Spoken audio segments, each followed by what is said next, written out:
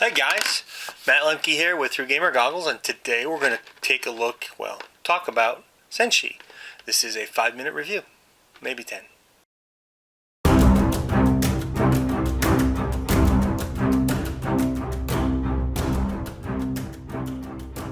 Okay, so Senshi is an abstract game.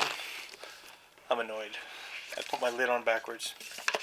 And I would say it is a drafting slash hand management type of game. It's not really hand management as much as it is stacking and counting. But so basically, within Senshi, it's a 2 to 4 player game. It takes roughly 15 minutes to play, and that's not far from the truth at all. I think the first time I played it, it took me 15 minutes. And that was a 2-player game. So obviously, if you're going to play with a group, it's going to take a little bit longer. Small little rule book, scorecards, bunches of tokens. Actually, I think it's 72 tokens in all. I did it again. I put it upside down. 4 training cards and the rule book. So basically, the number there, when you set up the board, every player gets a training card. And from there, you set up stacks in the middle of the table based off the number of players that you have. And they're set up randomly, stacks of 3. Then you figure out who goes first, and who goes first is determined by who has watched the most recent martial arts movie. Oh, let me rephrase that. Who has most recently watched a martial arts movie. And then basically that player will draw his hand first, and then you go around the table and everybody draws a hand. Your hand is 1 stack of 3 chips that have been established randomly. And since there's 4 colors, green, blue, yellow, red, you're not going to get everything in every stack. You might get 2 in a stack. You might even get 3 in a stack. I like to set my stacks up blindfolded, because I feel like I'm cheating if I don't. I know that's a little strange. And then you have that player will start the game, and you have your study, which basically means you take 1 stack from the middle of the table and put it on one of these 3 circles. And you have train, where once you have a stack on your card, you would take 1 token and put it in your hand.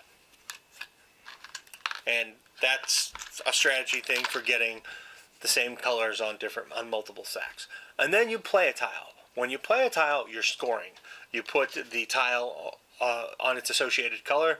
Red is strength, green is agility, yellow is wisdom, and 4 is honor. And you're like, oh, okay. Well, how do you win? It's real easy. You have the tallest stack without having the smallest stack.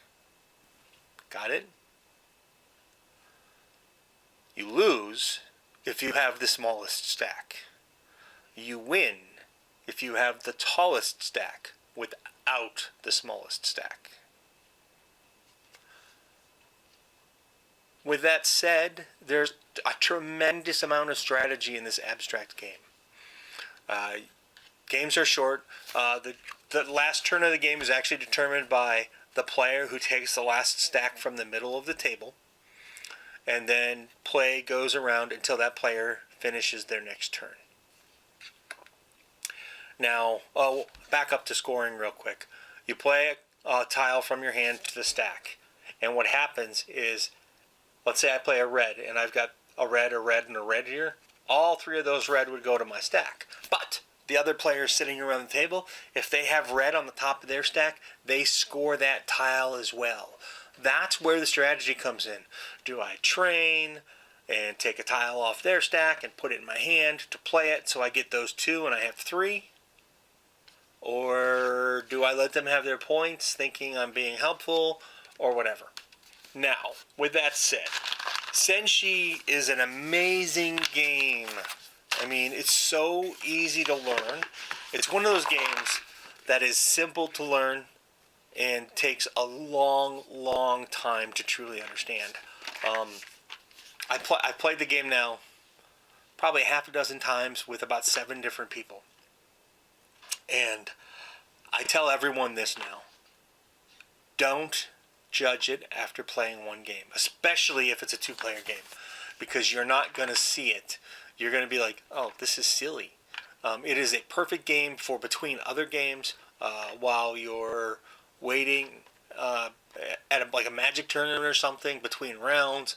Stuff like these little games like this are great. I would love to see a collector's edition of this that's more compact. That's maybe half the size, that fits into a bag or a deck box. That would be wonderful. I don't know if it would fit into a deck box, but pretty darn close. And the level of strategy and thinking involved, you can actually outthink yourself, especially early on. But it probably took me 3 games to really have that moment where it was like, aha, I totally get what's going on here now, and I see the magic of the game. And that's why I say, do not judge it by playing it once. If you are going to Origins Game Fair, stop by Arcane Wonders booth and check it out. I am posting this earlier than I would normally post a 5-minute review. I'm posting it today because tomorrow is the start of Origins Game Fair. The only thing that I have to say that is probably maybe negative about this game, and it's not even really negative, is the fact that it is certainly going to be more fun and more of a challenge with 4 players than with 2. With 2, it's a little bit easier to get inside everybody's head, or your opponent's head, and try and figure it out. And in my opinion, it's a little bit easier to count because there's less chips on the table. So when, what was it, 6? I think it's 6 of each color. There's 4 colors. Yeah, there's 6 of each color as in a 2-player game, and then I think it steps up to all the pieces, all 72 pieces at a 4-player game, and with 3 players, I believe it's 12 of each. So that's 48. It's really, there's really a lot of counting, and you can teach this to nearly anybody. Thanks for watching, guys. This has been a 5 to 10 minute review with Matt Lemke from Through Gamer Goggles, gamer-goggles.com. Let me know what you think. Like, subscribe, share. Please put your comments in the bottom. I don't know what else to say. Like, subscribe, share, comment below. If you want to play through this, let me know. Maybe I'll just steal the guys from Arcane Wonders and film it this week.